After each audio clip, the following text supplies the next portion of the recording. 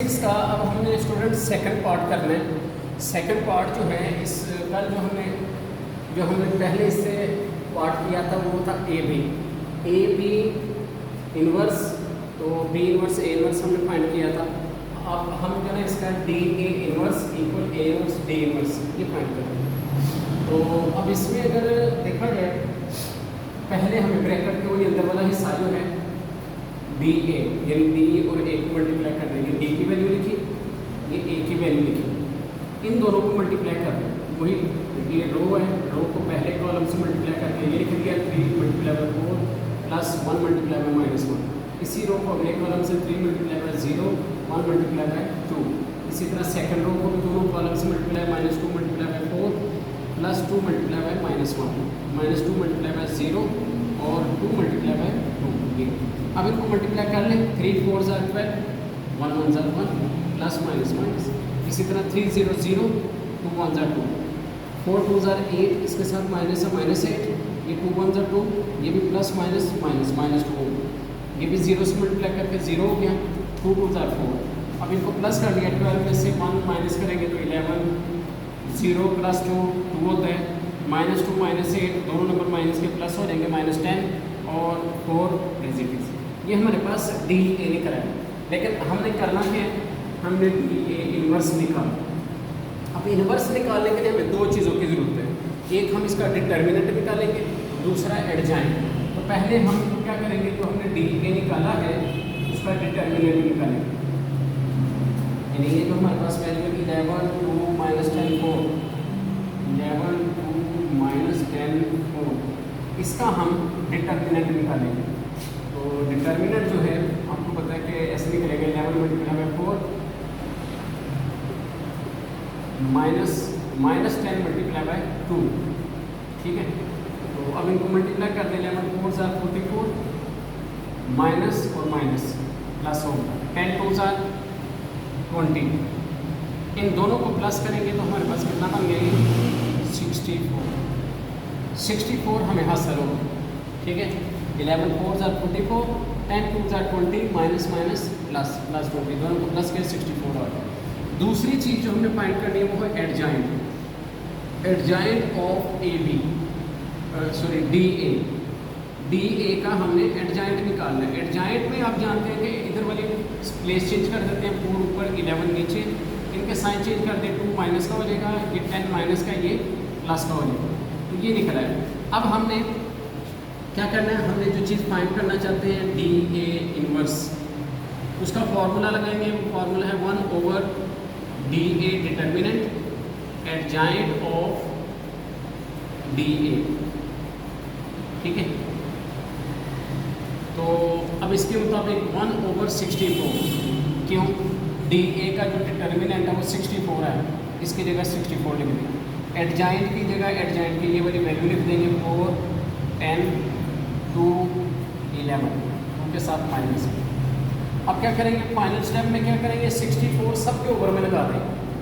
64 सब के ओवर में लगा देंगे, ये बन जाएगा 4/64 -2/64 10/64 और 11/64। सब के ओवर में 64 लगा के अब हम इनमें जो वैल्यूज आपस में कटते हैं उनको काट देंगे, जो नहीं कटते वैसे ही आ जाएंगे। मसलन 4 और 64 आपस में कट जाता है। 4 1 ज़ा 4 4 1 ज़ा 4 2 कैरी 4 6 ज़ा 24। इस तरह ये आपके पास हासिल हो गया 1/16। 16 आ गया ना, 1/16। इस तरह ये 2 1 ज़ा 2 2 3 ज़ा 6 2 2 ज़ा 4 1/32। चूँकि इसके साथ माइनस का साइन है, माइनस साथ लगा देंगे। इसी तरह ये भी 2 के टेबल में 2 5 ज़ा 10 2 3 ज़ा 6 2 2 ज़ा 4, ये आ गया 5/32। और ये 11 और 64 ये दोनों किसी एक टेबल में नहीं आते, लिहाजा ये 11/64 ऐसे ही लिख देंगे। तो ये आपका जो है ये आपका पहला लेफ्ट हैंड साइड का आंसर आता है। अब हम राइट हैंड साइड इस पर जाते हैं, राइट हैंड साइड इसकी स्टार्ट करते हैं। वो राइट हैंड साइड में हमने फाइंड करना है वो है ए इनवर्स डी इनवर्स।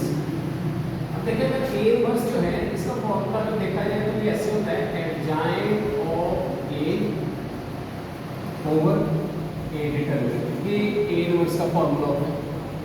और बिल्कुल इसी तरीके से डी इनवर्स का फॉर्मूला होता है adjoint of D over D determinant. ये समझे कि मैंने बिल्कुल इसका ना फॉर्मूला बना दिया डायरेक्ट। आपको पता है दोनों का अलग अलग फॉर्मूला होता है। इनवर्स का फॉर्मूला होता है एडजेंट of A over A determinant, और डी इनवर्स का जो फॉर्मूला बनेगा एडजेंट of D over D inverse, दोनों के बीच में मल्टीप्लाई है। बस इसी फॉर्मूले के तहत हमने इसकी राइट हैंड साइड हल कर दी। मिसाल के तौर पर यहाँ पे हमने ऊपर जो ए एडजेंट ऑफ ए है उसकी वैल्यू लिख लेंगे, मल्टीप्लाई में इधर एडजेंट ऑफ डी की वैल्यू लिख लेंगे। ओवर के नीचे कर जाएं हम, तो ओवर के नीचे हम ए का डिटर्मिनेंट निकालेंगे, मल्टीप्लाई इधर हम डी का डिटर्मिनेंट निकालेंगे। ये हमने यहाँ पे डायरेक्ट करना है। मिसाल के तौर पर पहले एडजेंट ऑफ ए ये हमने काउंट करना है। अगर आप देखें ए की वैल्यू हमारे पास इब्तदा में 4 0 -1 2 है, इसका अगर हम एडजेंट चाहते हैं तो ये 2 और 4 प्लेसेस कर देते हैं, ऊपर चला जाएगा और नीचे आ जाएगा। यानी यहाँ पे हम 2 और 4 की प्लेसेस कर दी, और यहाँ पर जो 0 -1 है, 0 का तो साइन चेंज नहीं होता, -1 का 1 आ जाएगा प्लस, यानी यहाँ पर 0 भी रहेगा, यहाँ पर प्लस का 1 आएगा। इसी तरह डी की अगर बात करें तो डी का एडजेंट निकालना है तो इनकी भी प्लेस चेंज कर दें, 3 नीचे आ जाएगा और 2 ऊपर, और -1 2 और 1 इनकी इस पर साइन चेंज कर देंगे, प्लस का 1 है -1 हो जाएगा, और ये माइनस का 2 है, ये प्लस का 2 है। ठीक है, उसके बाद यहाँ पे एडजेंट निकालना है ए का, तो 4 0 -1 और 2। इसी तरह जो डी है 3 1 -2 और 2, इन दोनों के हमने डिटर्मिनेंट निकालने। ये बिल्कुल डायरेक्ट मेथड है और इजी रहेगा, तो मतलब हम यहीं पे हम इनको मल्टीप्लाई कर लेंगे दोनों एडजेंट को, ठीक है, और इन दोनों के डिटर्मिनेंट ओवर के नीचे निकाल लेंगे। ठीक है, तो आई करते हैं, हम इन दोनों को मल्टीप्लाई करते हैं, मल्टीप्लाई वही रो को कॉलम से 2 multiply by 2 plus 0 multiply by 2, इसी तरह इस कॉलम से 2 multiply by -1 plus 0 multiply by 3, इसी तरह इस रो को भी दोनों कॉलम से 1 multiply by 2 plus 4 multiply by 2, फिर 1 multiply by -1 plus 4 multiply by 3। ये दोनों को मल्टीप्लाई में लिखते हैं। डिटर्मिनेंट निकालना है, डिटर्मिनेंट आपको पता है क्रॉस मल्टीप्लाई होता है। ठीक है, हम इसकी क्रॉस मल्टीप्लाई करेंगे, 4 मल्टीप्लाई बाय 2 -1 मल्टीप्लाई बाय 0, ऐसे। इसी तरह इसकी डिटर्मिनेंट निकालनी है, ये ब्रैकेट में चाहिए बिल्कुल अलग शो करने के लिए कि ये इसका डिटर्मिनेंट अलग है, इसका डिटर्मिनेंट अलग है। 3 मल्टीप्लाई बाय 2 -2 मल्टीप्लाई बाय 1। अब इनको मल्टीप्लाई कर लेते हैं, 2 2 4 2 0 0, 2 1 2 माइनस का 2 3 0 0, 2 1 2 प्लस 4 2 8, 1 1 1 4 3 12, ओवर के नीचे 4 2 8 माइनस प्लस 0, 8 प्लस 0, इधर 3 2 6 माइनस प्लस 2 1 2। ठीक है जी, तो इस तरह इनको प्लस कर दें, ये आ जाएगा 4, ये आ जाएगा -2, ये आ जाएगा आपके पास 2 और 8 10, ये आ जाएगा 12 में से 1 माइनस करेंगे 11, ये हासिल हो गया। और नीचे अगर आप देखें तो ये 8 है, और ये भी 6 और प्लस 2 ये भी 8 है, यानी ये क्या बनेगा ओवर में 8 मल्टीप्लाई बाय 8, 8 साथ 64। ठीक है, तो हमारे पास अगेन यहाँ पे 4 -2 10 और 11, इन सब के ओवर में 64 आ गया।